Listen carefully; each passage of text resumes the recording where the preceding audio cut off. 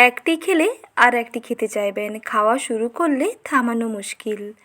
নমস্কার বন্ধুরা, সাথী কিচেনের নতুন রেসিপিতে আপনাদের সকলকে স্বাগত জানাই। আজকের রেসিপিতে বানিয়ে দেখাবো তুলোর মতো নরম তুলতুলে পোয়া পিঠে। এইভাবে একবার মালপোয়া পিঠেগুলো বানিয়ে দেখুন, খেতে দেখবেন দারুণ লাগবে। যেমন তুলোর মতো নরম তুলতুলে হবে, তেমন ভেতরটা যেমন সফট, ওপরটা তেমন মুচমুচে হবে। আর একটি খেলে আর একটি খেতে চাইবেন। আর এইভাবে পোয়া পিঠেগুলো বানিয়ে এক সপ্তাহ পর্যন্ত স্টোর করেও খেতে পারবেন।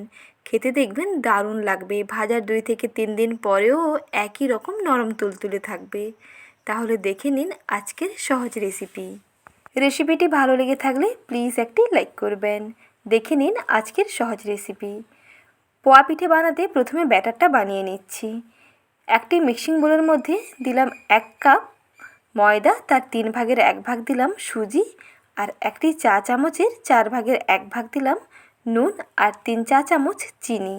যদি মিষ্টি বেশি পছন্দ করেন তাহলে অবশ্যই চিনির পরিমাণটা বাড়াতে পারেন, আর চিনির পরিবর্তে এখানে গুড়ও অ্যাড করতে পারেন।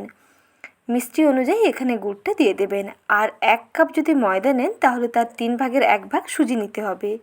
প্রথমে শুকনো উপকরণগুলোকে ভালো করে মিশিয়ে নিয়ে তারপরে দুধ দিয়ে পুরো ব্যাটারটা মেখে নিচ্ছি। দুধ দিয়ে মাখলে এর টেস্টটা দুর্দান্ত হয়, আর তুলোর মতো নরম তুলতুলে হবে। ভেতর থেকে দেখবেন দুর্দান্ত সফট হবে, খেতে বেশ ভালো লাগবে। সব কিছুকে ভালো করে মাখানো হয়ে গেলে একটা ঢাকনা দিয়ে ঢেকে প্রায় 10 মিনিট পর্যন্ত ঢেকে রেখে দিতে হবে। তাতে সুজিগুলো দেখবেন ফুলে বেশ নরম হয়ে যাবে।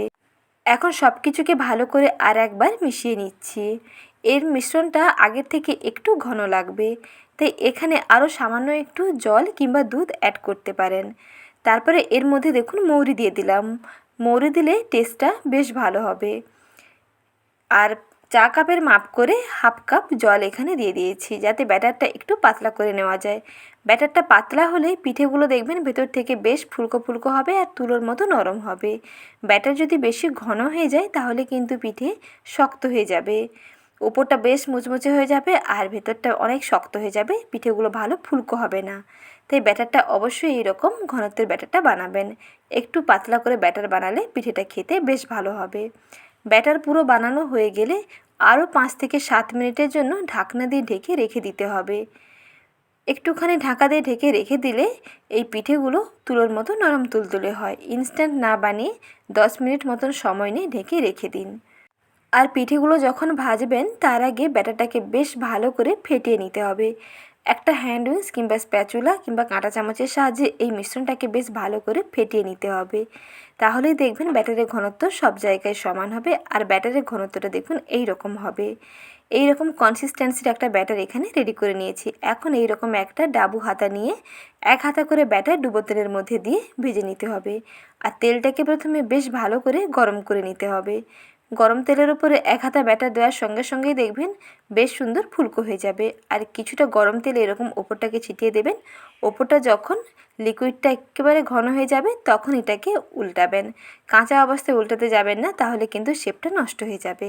তাই ওপরটা যতক্ষণ না শুকনো হচ্ছে ততক্ষণ পর্যন্ত অপেক্ষা করবেন।